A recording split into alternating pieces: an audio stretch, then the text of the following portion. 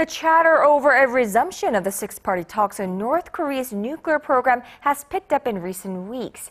But the chief nuclear envoys of South Korea and the U.S. during their talks in Washington agreed the dialogue with Pyongyang will only begin once that regime shows it is ready to freeze its nuclear program. Our correspondent Hwang Sung-hee has more.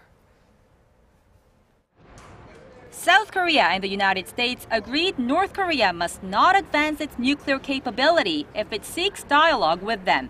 Following 4 hours of talks in Washington on Monday local time, South Korea's chief nuclear envoy Hwang Joon-kook and his U.S. counterpart Glyn Davies set a condition for the resumption of six-nation talks aimed at denuclearizing North Korea. On resuming denuclearization talks, we agreed it must be a meaningful dialogue that ensures actual progress and prevents further development of North Korea's nuclear capacity.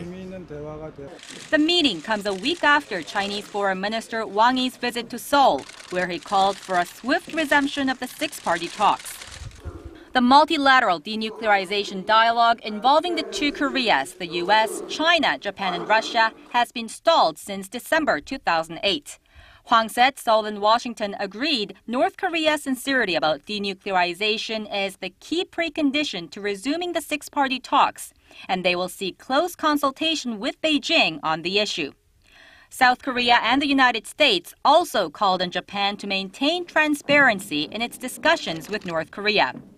Pyongyang agreed last week to allow a re-investigation into the fate of Japanese citizens abducted by the North in the 1970s and 80s, and Tokyo promised to lift some of its sanctions on the North. Experts say dialogue between North Korea and Japan is key for solving the abduction issue, but stress Tokyo must not stray away from its trilateral cooperation with Seoul and Washington in dealing with Pyongyang's nuclear ambitions.